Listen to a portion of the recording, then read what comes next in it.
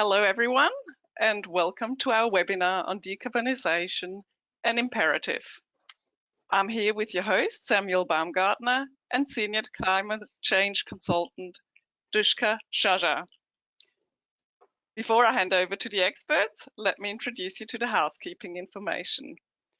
As you may have all noticed, you're currently muted. So if you have any questions, please type them into the right-hand sidebar, and we'll answer them towards the end of the session.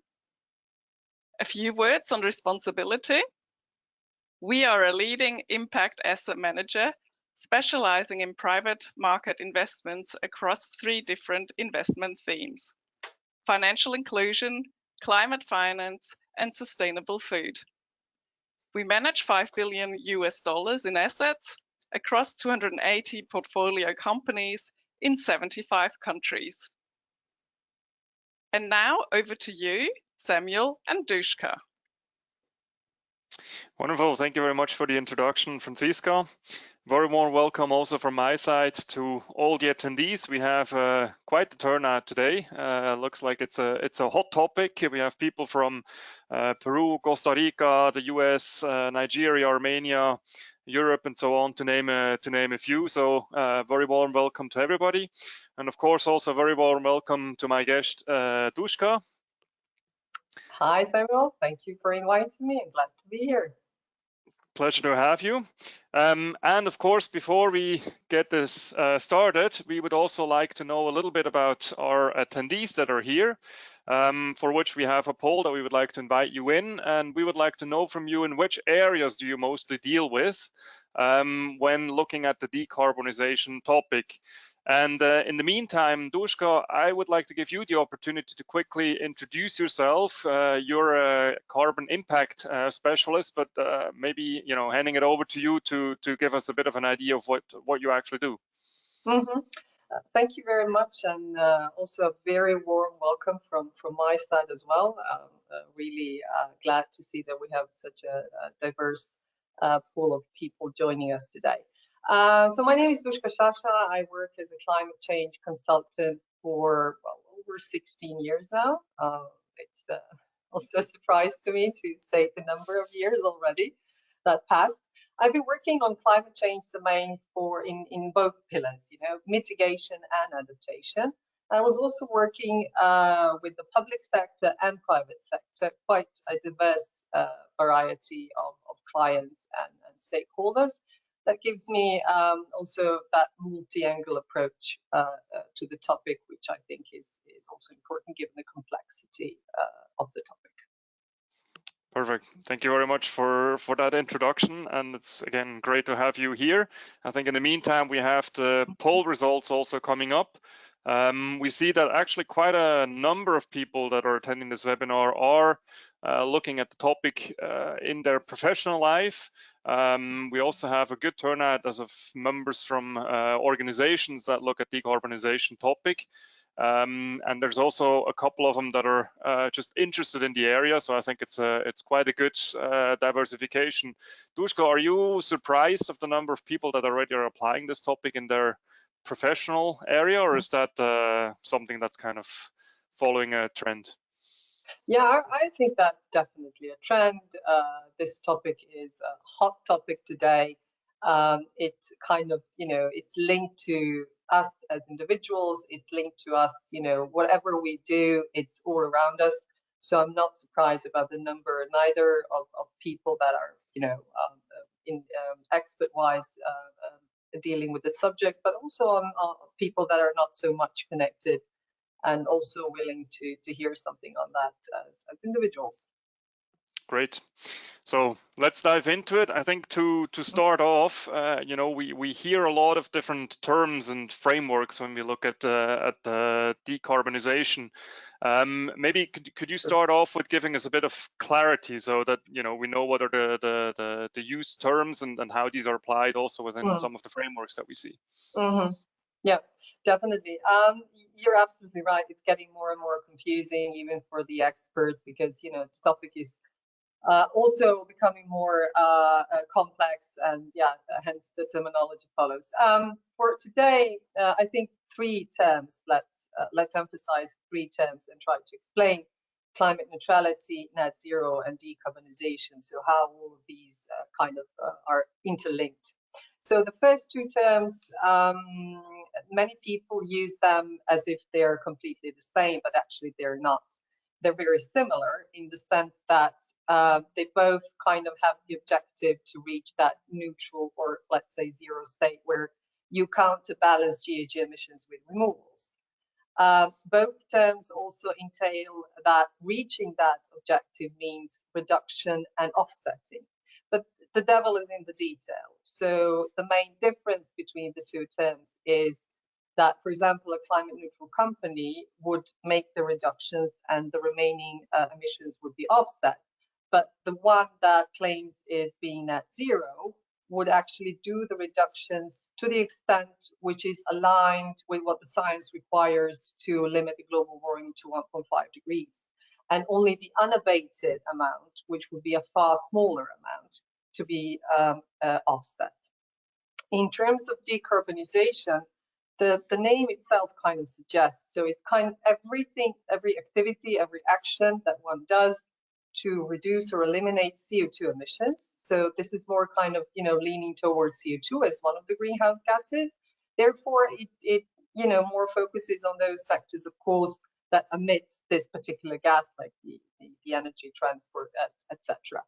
And of course, transition is the process from the state we are in to that objective that we want till 2050. So you say that obviously the devil lies in details, and some terms are similar, but obviously not the same. I think maybe first of all, we're very obsessed with the whole net zero as a concept or as an approach. Why is it so important that we reach this net zero, and also what's the effect that this has on companies and also for investors that are looking at this universe?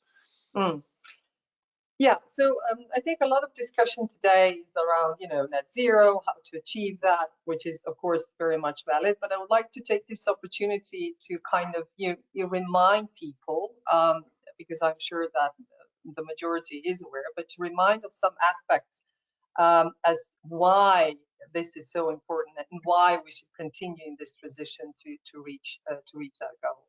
So the first thing is to say that IPCC, the Intergovernmental Panel on Climate Change, already stated that in 2017, the global warming was 1 degree Celsius already, and that per decade, this increase in global average temperature goes 0.2. So for some, it might seem that it's very little, what's 1 degree more, but on global level, that's a huge increase that has a substantial impact on every possible ecosystem on the planet, on every economic sector, and on every individual wherever in the world. Another thing is that also in terms of carbon budget.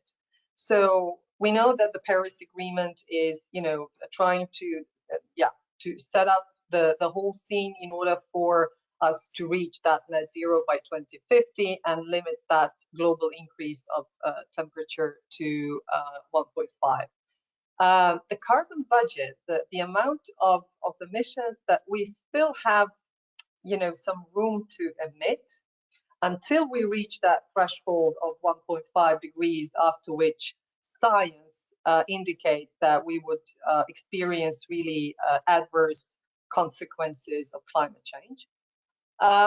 Is some research suggests that this carbon budget is to be exhausted around end of this decade.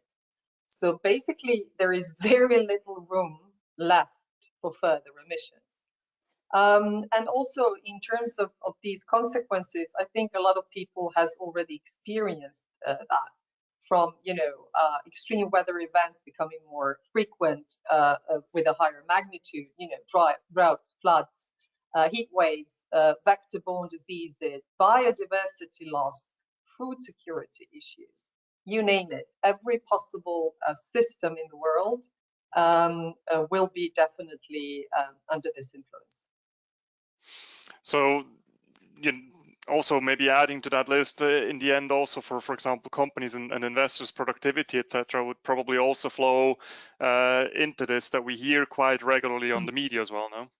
Absolutely, because for companies, of course, they rely on natural resources. So if these natural resources are impacted, definitely the whole process of companies is very much impacted. So we also, when we follow the media, we hear a lot about the impact, and we hear a lot about, I would say, sort of the negative effects that the changing climate has. But I think change and looking at how we can change our approaches also comes with certain opportunities, sort of the other side of the medal. Could you also go into that aspect a bit? Because I think as sort of threatening as it sounds on the one side, it's also an exciting topic and an exciting transition that we're looking at. Yeah, absolutely.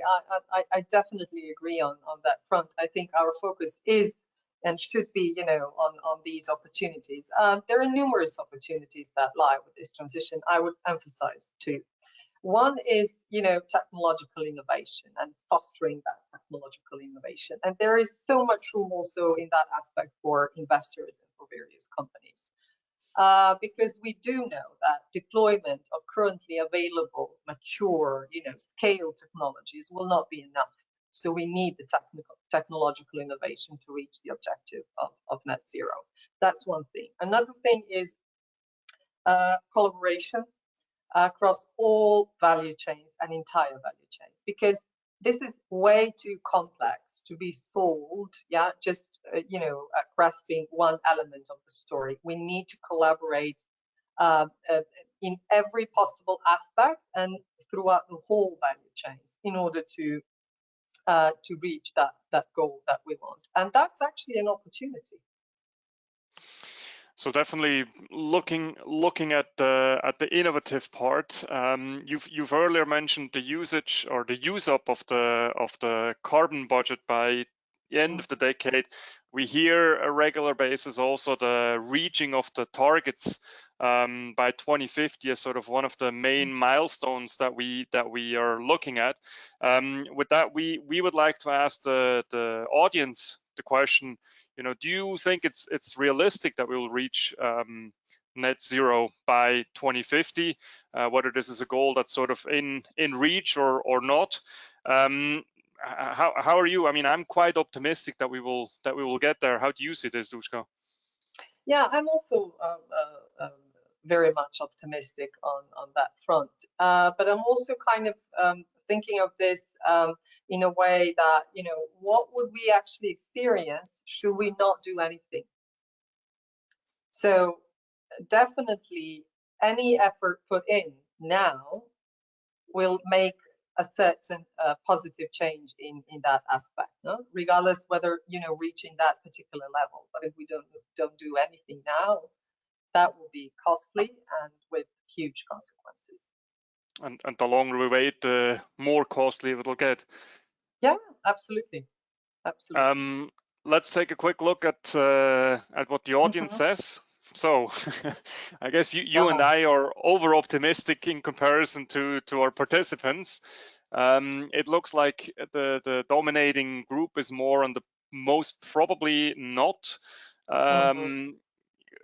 I guess it would be interesting to see a bit. Does this mean that we might reach it by 2060 or 2055 or so on? But I think also there is still a group that's on the optimistic side of that we will probably reach it. What do you make of the sentiments that we currently see?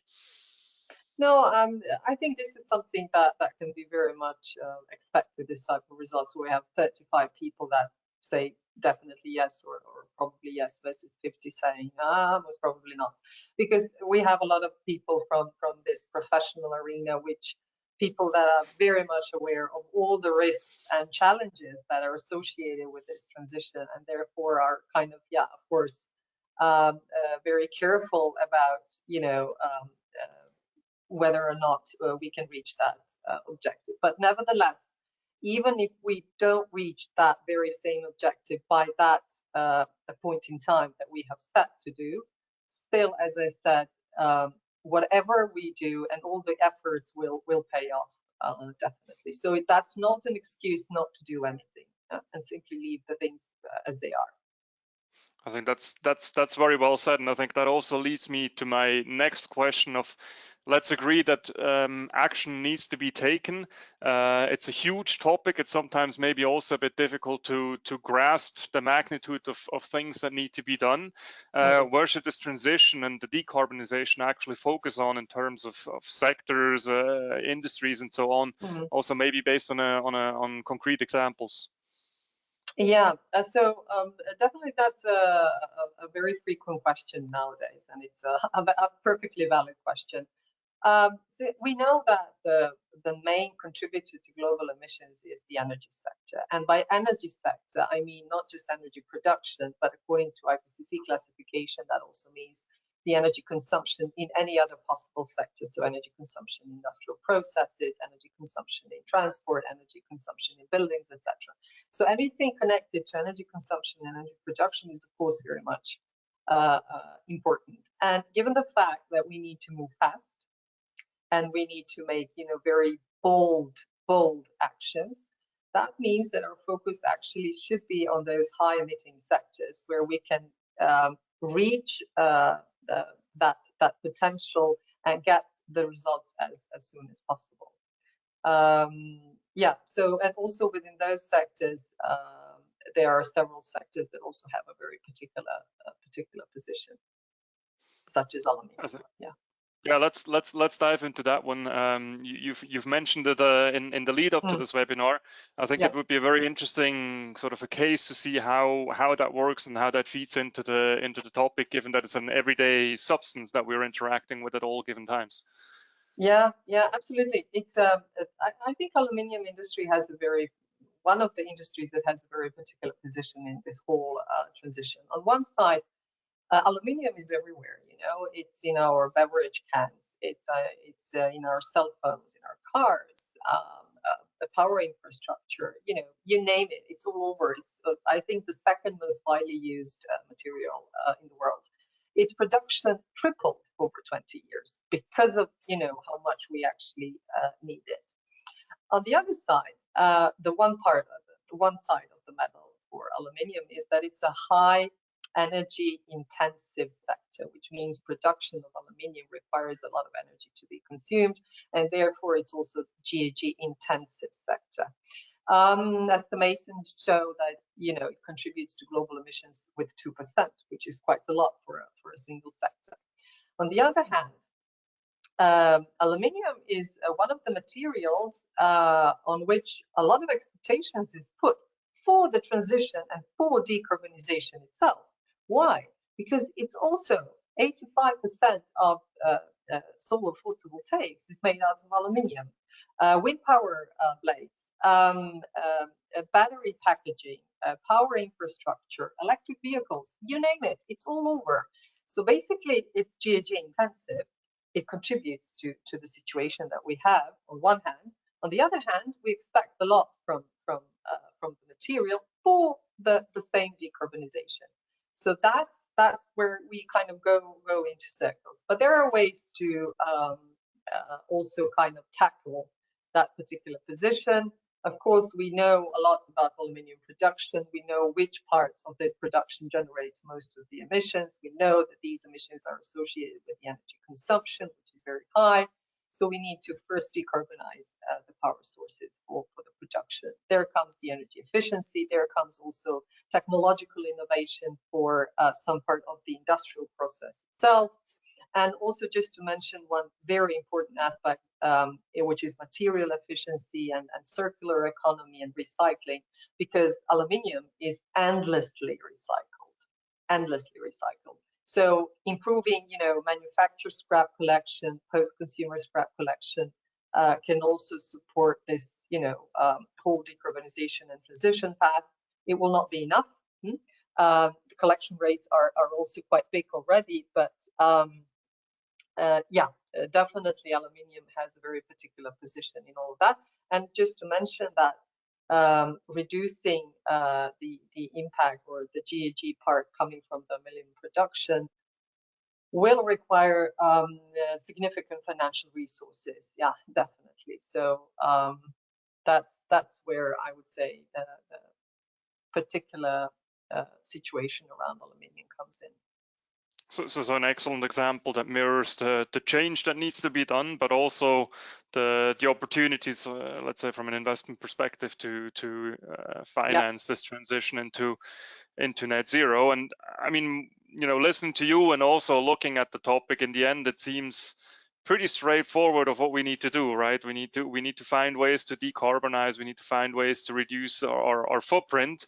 Yet when you actually look at how implementation is going, it's a massive challenge. So yeah, why are we struggling so much with actually getting this transition moving and also able to scale it? What's the difficulty behind it? Yeah, we also have to take it, so a lot has to do with investment and financial support. We have to take into account that we're not just talking about developed world, we're talking also about developing world, where a lot of elements of this whole transition and decarbonization pathway lies. Either there are natural resources there, either we have production facilities there, or we have a lot of consumers there. So basically, we have to move the needle, and for moving that needle, the financial support is crucial, because we do know that there, like developing world, is lacking that particular support to move ahead as well.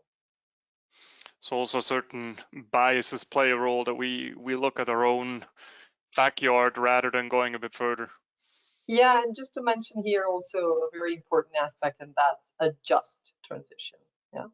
So that's also something to be mindful of, because that means that a just transition would mean distributing efforts and risks and awards of this transition fairly. Yeah. So yeah. Definitely the collaborative component plays a big role, that we can agree unified on which direction the efforts and the energy needs to go to achieve this goal. Absolutely. Before moving to the Q&A session, just briefly wrapping together or summarizing, we've looked at some of the terms and frameworks that are crucial and applied within the transition topic. We know that a lot needs to be done, and the challenges might sometimes seem a bit overwhelming, but there's also huge opportunities, as we've seen, for example, with the aluminium industry. There's also obviously other sectors, such as the construction sectors, that basically mirror this process. And then, of course, what you've mentioned is all that it needs to be just. Everybody needs to be involved and needs to be able to benefit from the effects of that. And before we open the Q&A, I would just like to point you to the right side, to the handout. There is our impact report, and you can also find the access to a white paper that we published. And I think with that, Fran, I would like to open the floor to our audience, also to take this opportunity and ask any questions that you have. Yes, we've actually already had some questions coming in. The first one would be, what would you consider to be a credible transition decarbonization pathway? I think that's an excellent question, and I think a lot of people is actually wondering about that. But I would say that there are numerous factors that we can use to assess one's transitional decarbonization plan's credibility. Let's start with a few targets. So if we're talking about a corporate or a company, has the company set its targets, but also whether these targets are verified by a third party? Are these targets aligned with what the science requires to keep the global warming below 1.5 degrees? What the targets entail? So does the target actually entail that particular activities where most of the emissions are generated from that company, or it's focused more on some other parts which are not that significant? Also, whether the company set also interim targets, because 2050 is very, very much, on one hand, for monitoring purposes, quite far away. Also, transparency. So how transparent corporate is, whether it's publicly disclosing information that is relevant in that regard. Well, there is a lot of improvement on that aspect, I would say, in recent years especially. KPIs, so performance metrics, very much important, because these metrics will in the end show whether a company actually walks the talk or not. Yeah, and there are also some other parts connected to actions that are to, for implementation, practical implementation, to reach those targets. So in that we can look, what type of technologies are implemented. Are those, mature technologies, state of the art, or technologically innovative technologies? Also, how much of that circular economy, what we discussed, material efficiency, is included. That also gives not so much maybe to the credibility, but a certain color to the transition pathway as well. But it's a very complex question, so I'm trying to be brief and concise as possible. Thank you for these considerations. The next question asked is, what is the role of the financial sector in this transition?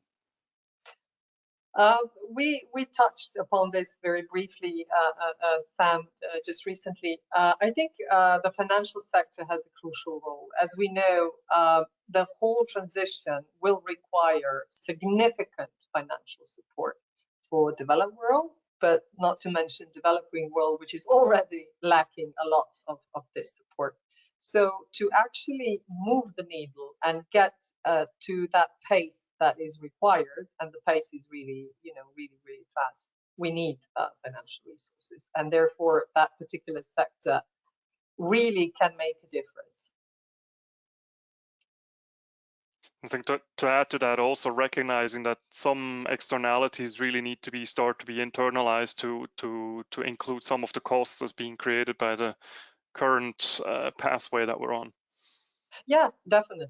Yeah, I would also maybe changing the perception of this as costs to the actually investing in the future. I think that's also very much important for the financial sector to kind of take into account. Thank you. Now, I think we do have time for one more question, and that will be, what is the most important area for me as an individual to make a big impact on CO2 savings? Yeah, I think many people actually don't realize or don't have the full awareness of how much we as individuals can actually contribute to GHG savings. Because what drives GHG emissions is consumerism, so consumer behavior. And we as individuals, if we are mindful of that particular aspect, then we can also give our contribution. That can, entail various everyday decisions that we make. What type of food do we eat? Because not all foods, have same carbon footprints. What type of transport do we use to get to work? In what type of housing do we live? What type of electricity do we use? Is it green? Is it renewable? Not. What energy sources used for heating? How much do we actually buy things that we don't need? Clothing, cosmetics, furniture, you name it. So all those daily decisions that all of us kind of take for granted are drivers of GHG emissions. So us becoming aware of that point, and there are numerous also online available calculators for personal carbon footprints. So one can actually see which domain of our lives contributes the most, and then there are also ways how to reduce that. Yeah, but that's Very an interesting question, I would say. Yeah, very good. Thank you for your input. And yeah, I think we can manage one last question from our. So now, do you have any metric indication on CO2 emission reductions per euro, talking about the green funds or others? Well, that very much differs, and I would say that's a very very complex. It depends very much on the fund, and depends, on the objective of the fund itself. But if that particular participant, if we have some, they can contact me or Samuel, and we can take up that discussion afterwards, and I can share some of my research and links that I have just to show what we've realized on this front. But it's very diverse. Excellent. And I actually think we are coming to the end of this webinar. As you could see, we didn't get to answer all the questions, so Samuel or Duška will reach out to you separately. Thank you, Duška. Thank you, Samuel. And thank you all for joining. For upcoming events, follow us on LinkedIn. Enjoy the rest of your day, and bye-bye. Thank you all. Bye-bye. Bye.